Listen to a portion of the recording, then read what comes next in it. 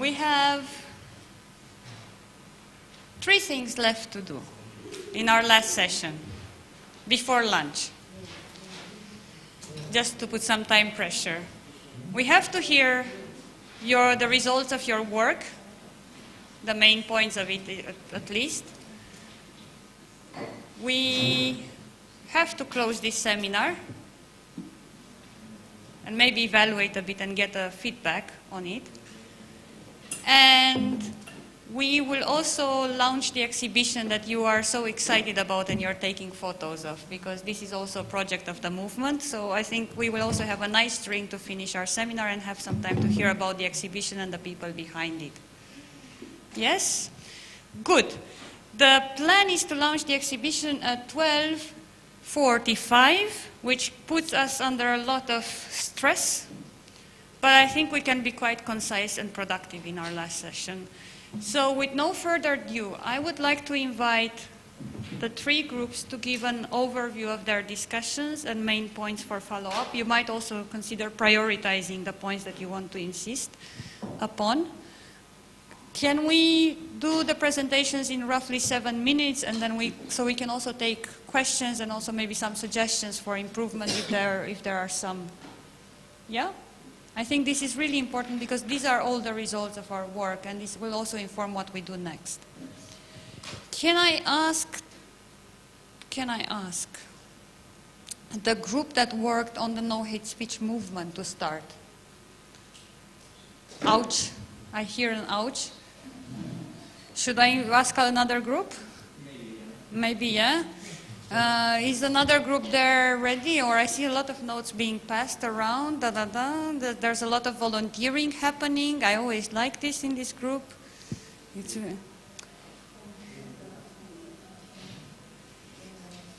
Can I get the group on education? Okay, you can start. You can start. Thank you, Francisco. Okay. It was a bit hard for us to really reach specific proposals, very honestly.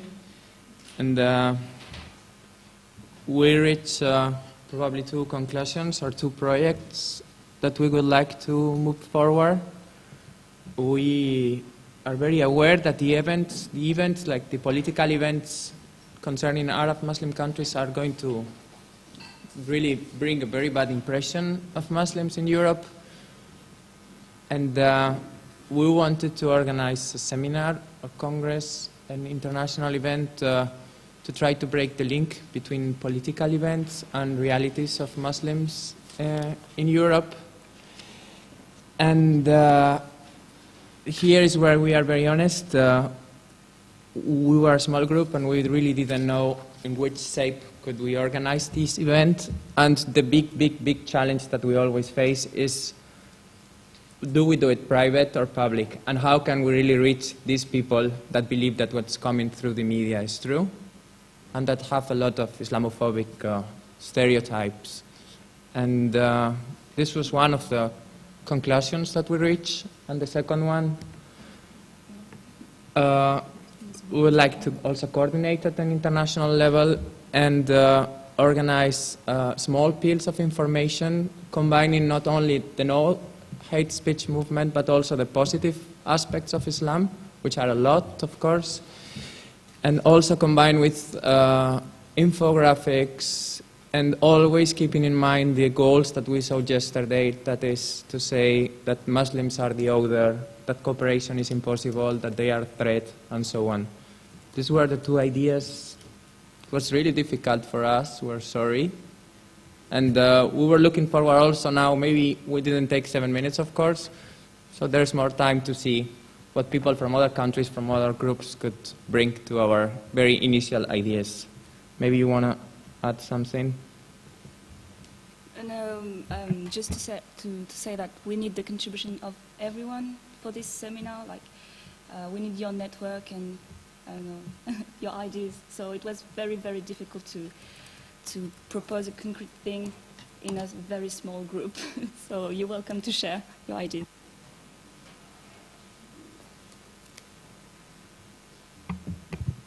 Okay. Can I ask the group a question, perhaps?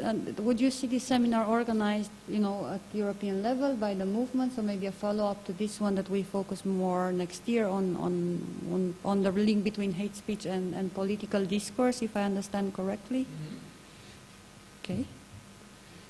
I also open the floor for other suggestions. I mean, there are not, the group started the work, but it's not necessarily limited to them. So if there are other suggestions that you would like to, make in terms of actions in the frame of the movement.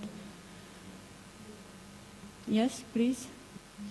I just wonder if we could make a commitment here, each one of us as delegates, that when specific calls or information come out from the No Hate Speech movement, that ourselves, the organisations and the networks that we are operational in, that we'll make our best efforts to share those out. So, and also keeping an eye on each other's projects and each other's practices, and when we're posting things on our social media about our own stuff, if I see something interesting coming from Norway, that I'll promote that through my networks as well. They're very simple actions, but they really will kind of increase our impact if we consciously keep an eye on what's coming up from all the other partners around the table.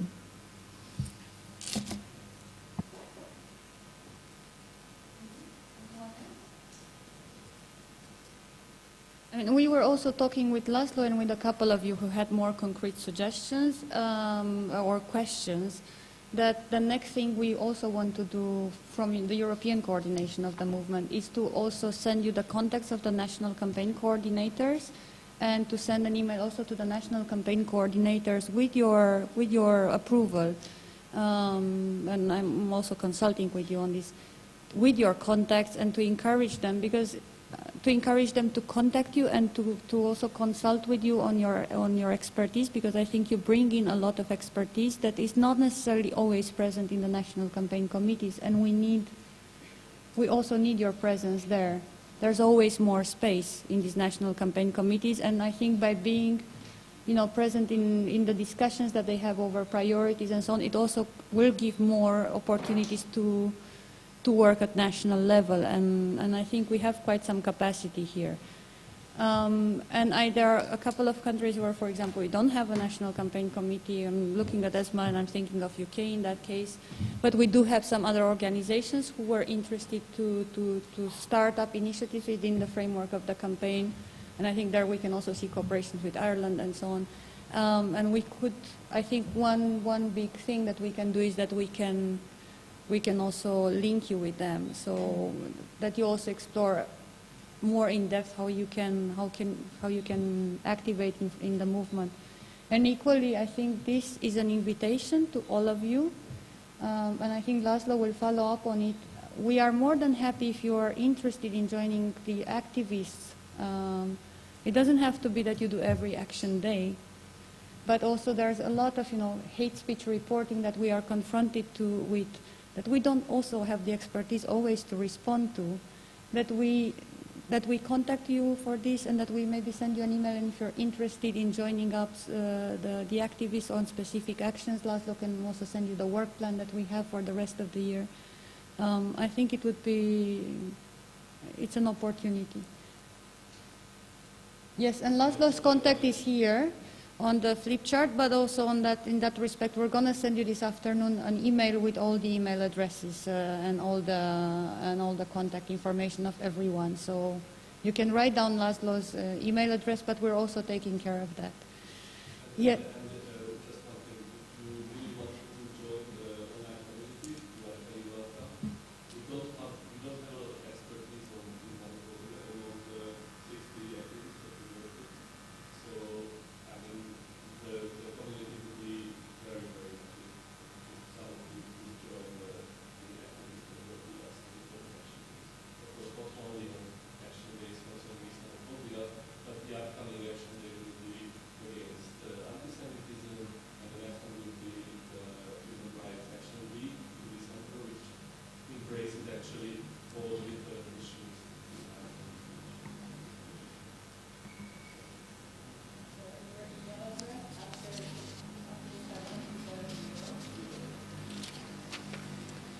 Yes, I saw a hand somewhere. Yes. I'll get back to that point, don't worry. Okay, if there are no more comments or suggestions for the movement, then I suggest we move to the next group. Is education ready? You can. That's I can good. present We our can. work, I guess. We divided our work into two parts, two main parts. One is education in school settings, and the other one is education in youth work. So for school settings, for now it's okay. Thank you. The first recommendation is, actually it also applies to youth work, to develop a companion to the guidelines, like with practical materials, lesson plans, pictures, facts, and to develop national adaptations to curriculum, like to integrate educational activities against Islamophobia into the curriculum of national education, and conduct trainings for education policymakers.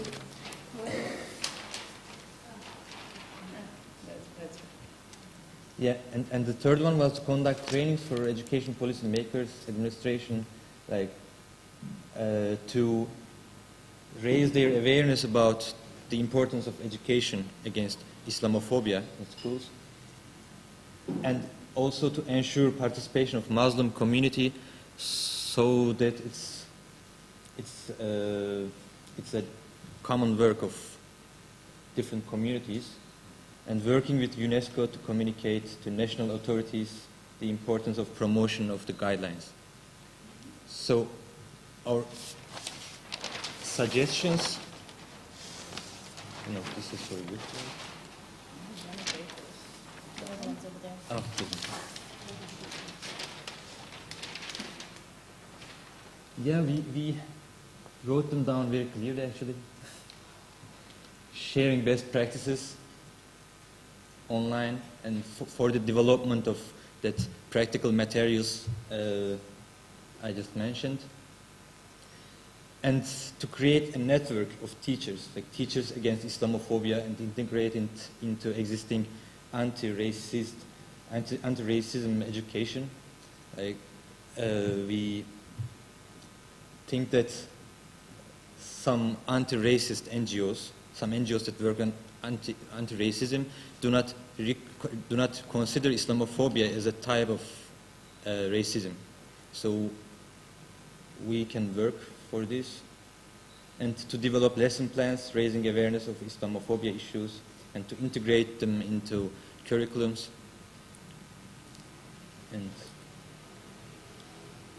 and introduce in methodology classes in pre-service and in-service teacher training on institutional level.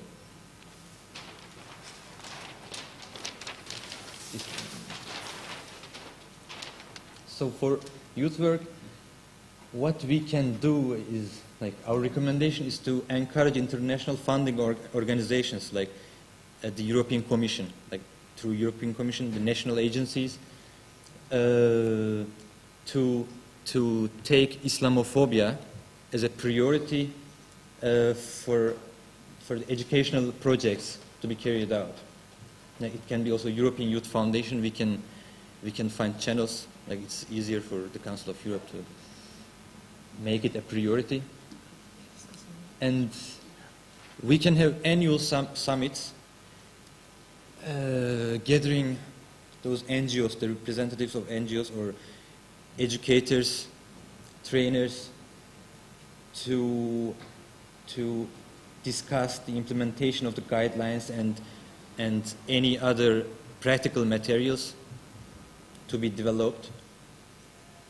And the initiatives we suggest are,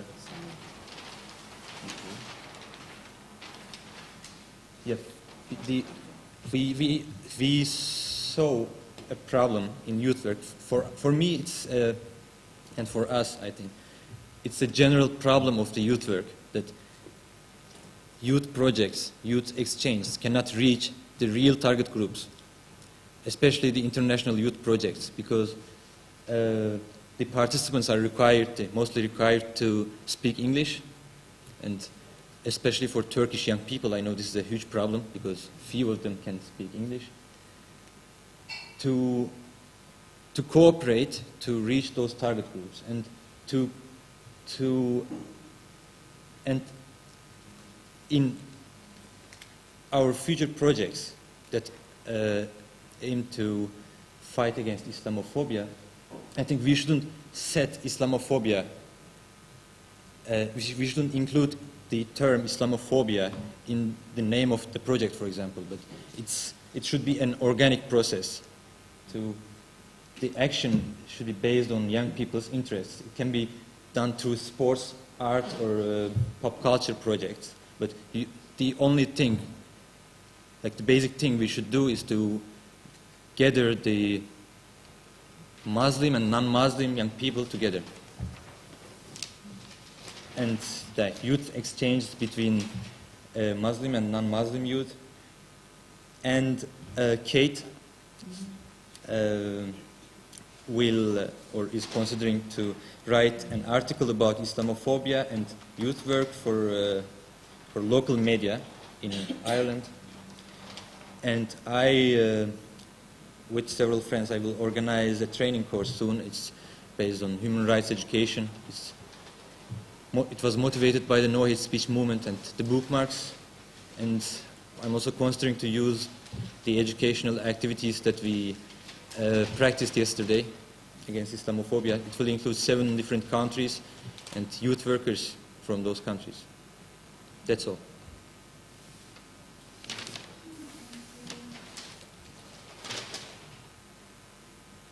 And I think there's quite a number of very important points to follow up upon, and I think the companion to the guidelines is something definitely that we would like to work on this year in the Council of Europe, and I'm also wondering if you would be interested to join up such a working group. I see a lot of people nodding, so I think we're also going to send a call to you if you would be interested in working on such a material. I don't think it has to, and I think it would be even more relevant that we have a mixed group of practice, that we have also teachers and teacher trainers, but also youth workers, so that this companion can actually reflect different, let's say, different approaches in education, and I think that would make it more comprehensive, because I mean we also have a lot of peer education that young people are doing, and that's also very relevant to be informed with good materials. And I mean there's a number of them that are very relevant. I wonder if you would like to comment or add to what your colleagues proposed, or maybe make some suggestions. No. I sense a lot of approval. Okay, then let's move to the last group, which was on capacity building and everything else in there. I know they have a lot of recommendations, so I'm looking to see who is going to introduce us to the work.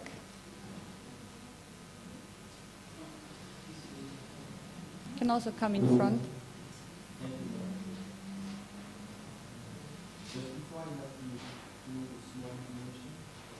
Yes, as they said their presentation.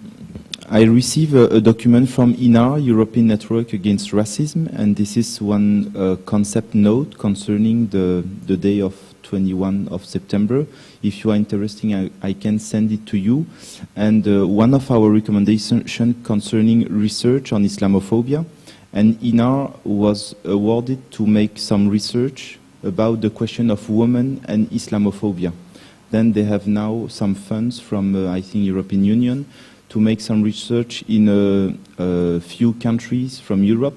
Then if you are interested, or if you know some lectures in your country, you can make an application to this research. Thank you. Yeah, okay. So we did 2 things. We have recommendations for OSCE and the COE, and also follow-up by ourselves and by our organizations. So I'm going to present our recommendations, but I have a document with what we're going to do as well. Maybe I can touch in on it, but if not, I'll just send it around, okay?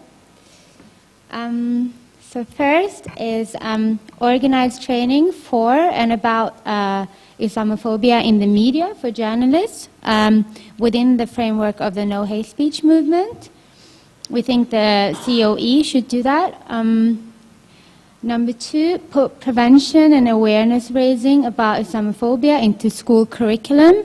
We think the ODIHR and the COE should encourage and promote this through guidelines, through other things. And number three, organize 2 seminars, one in Budapest and one in Strasbourg on Islamophobia on an annual basis. Number four, develop a toolkit with educational resources and make this available online. I think there's a huge need for this. Number five, the OSCE and COE must be more visible and vocal in relation to Islamophobia. I mean, you're already doing a lot, but it's not well known. And the statements on, how Islamophobia, how Islam has nothing to do with terrorism is not well known. Wow, so this is very important.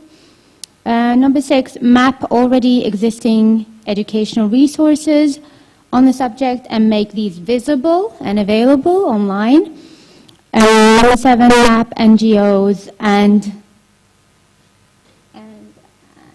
NGOs and and organizations and entire Islamophobia organizations and their capacity and ability. Anyways. Number eight, and this is very, very, very, very, very important, research. We would really like to see an annual report from ODIHR or from COE on that maps and monitors hate crimes and map them according to different countries in Europe, maybe ranging them. And we're talking about very specific numbers on, attacks on mosques, pulling off hijabs, everything done in the name of kind of anti-Islam and Muslims. Number 9, OSCE and COE must promote and fund actual research on Islamophobia. Number 10, ODIHR should organize training for their own network of educators on Islamophobia. Yeah, that was our recommendations. Thank you.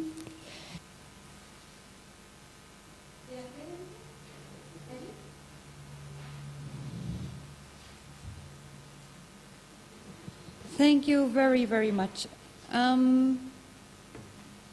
Questions or comments or suggestions to the group? No. Then I think before we move on, we all deserve to give ourselves a big applause, because I think it's a lot of good work. So maybe we do that and we congratulate ourselves.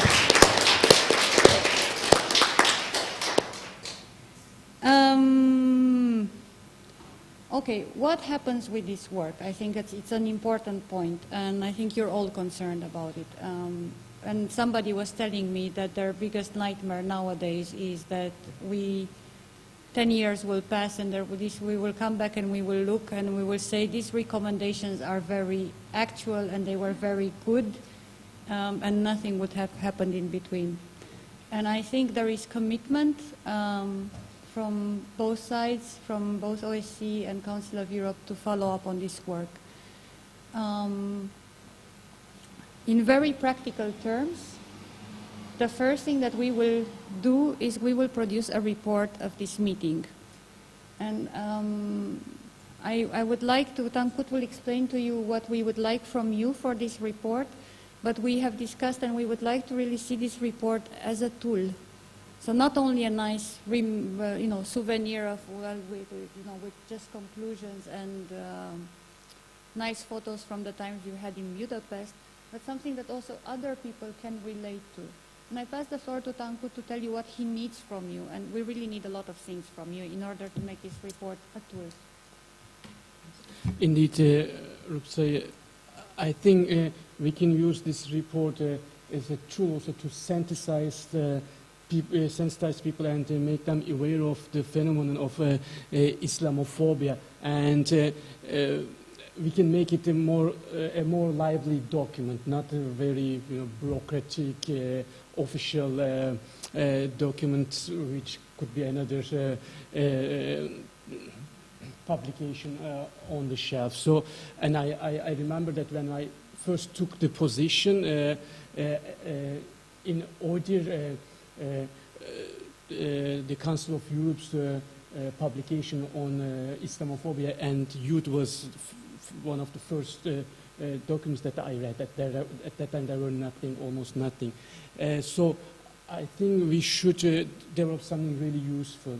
And you were mentioning that the visibility is very important, and this will help a lot to increase the visibility of this work and this very good cooperation. So especially four areas would be very useful for me if you could fit this document. One is your personal stories, testimonies about your experience of Islamophobia. We were talking about gender aspect of Islamophobia, how young people are affected by this, how they felt, whether you may directly experience this or through your family, close friends, the impact, how you felt. This is very important because we were talking about that information is not enough in most cases to change attitudes, if you want, but also to make them understand, feel your feelings, or to make them have some empathy. So this is very important, really good, touchy, some shaking stories that we can use in the report. And also, please provide us more information on the good practices that you already have, so that the reader could see that really relevant people came to this meeting, those real activists, so we can show the seriousness of this event. And the third is your specific comments, interesting comments on the guidelines and also the campaign, No Hate Speech campaign. So this will also highlight the fact that because of these two very important initiatives, the guidelines and the No Hate Speech movement, this event took place, and there is strong interest to continue and to take it to another step. And of course, I would take all the documents, all the things that you wrote on flip charts, but when you think more, maybe you will come up with also some more elaborated ideas on recommendations. You already have quite, I think, good recommendations, but it would be always to get something in written when I'm compiling in the report. So those are four areas that I would really need your help. I will, and also it would be good if you can respond to me when I have questions, so maybe I will need more information from you. My email address is tsoykan, SOYKAN, @yahoo.com, so you can write if you want. And thanks again, Ruksa and the Council of Europe for organizing such a good event, and I'm so happy to see that this cooperation, this fruitful cooperation is going on, and I'm quite positive about the fact that this will continue and will produce more tools, concrete tools, and make a change. Thank you.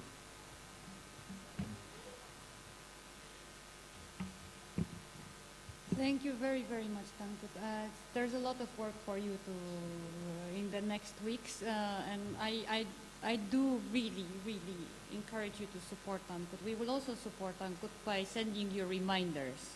That's and maybe possibly approaching some of you on how to support that work. You have a comment? Yes.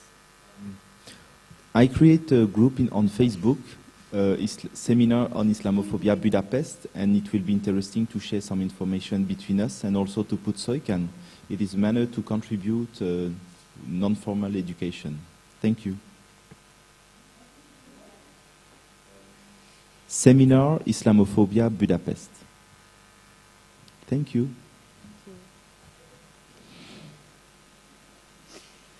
All right. So we have a Facebook group. That's very good, and we should all join, all those of us who have a Facebook account. I would suggest we will send you also the emails and the contacts with a list of participants that also have your contacts and the contacts of your organization. This, I hope, will be done this afternoon, so by the time you arrive at home, you actually have it in your email. I think it's more practical to have it in the email rather than I give you paper, so then you also have to copy and find the paper. Coming back to the recommendations and the suggestions and the initiatives, I think they are very concrete, which I'm very happy for. I see a couple of points of future work. Definitely within the movement for next year, we can look at the issue of the training course. I think that is very interesting proposal that we will follow up and also discuss in the next 2 weeks when we will have a very big activity for the whole movement in Gabala in Azerbaijan. Then, and definitely I think we will put it as a point of discussion and we'll contact you for the development of this infographics, information materials for the national campaign committees and also how they can work on the topic. I think this is very, very important. Then there were a lot of guidelines and a lot of suggestions for formal education sector, also in terms of policy and, let's say, work on the curricula, work on the teacher training. I would like to also remind you that this seminar and also the guidelines were also prepared in cooperation with the Education Department of the Council of Europe, who takes care of formal education, and they do quite a lot of work in this direction. Unfortunately, due to very personal reasons and unfortunate ones, they could not be here with us in the seminar, although it was planned that they were part of the team. But we will have a meeting with them, and we will also sit down with them and see how we follow up on your suggestions. And I think they are very interested to develop further work. We briefly spoke with Marwan and with Ankut and with Azra. Unfortunately, both Azra and Marwan had to leave, but they are also very committed to this work. We already planned a meeting next week to sit down, with a bit of distance to the seminar and with the recommendations and maybe with our working plan and see what's feasible. So I also plan to come back to you with more information. I think this sort of companion to the guidelines is something that we could invest into on the short run. But I also see that there's potential with the Pestalozzi program of the Council of Europe, which is training teachers. So we will also contact these other responsible bodies within the institutions to follow up this work. Also for CEO, it is not nice for me to talk on their behalf, but I think when it comes to hate crime and monitoring it, I think they have a lot of competence in this area. So I think there will be an interest to also work with you on this. I would hope that by the time that the report is finished, in roughly 1 month's time, because it takes a bit of time to gather all the information from you, also to put it in some comprehensive manner, we would also be able to give you feedback on the first measures to be implemented. And I would also hope that this network, and that's why I'm happy for the Facebook group, and maybe we can see some emailing list or some sort of form of communication, a light one, that this communication does not only come from us, but it also comes from you. Because I'm sure that you also do very interesting projects locally that it would be nice sometimes to hear about, because we might have an idea to connect you with someone, to suggest you to contact someone. We might be even able to support. So also please take a proactive role, because sometimes we're also able to send you materials if you need materials for what you do. So please do also take a proactive role. We are very keen in keeping this alive. Good. This being said, I think we are reaching on a fast pace towards the end. And it would not be non-formal education if we would not spend at least a very brief moment of time to reflect on what happened in these days and evaluate and get a hot, let's say a hot feedback from you. But I would like not to do this in this very formal setting, which is these tables and microphones, and I would like to invite you in the middle of the room for the last time in this seminar.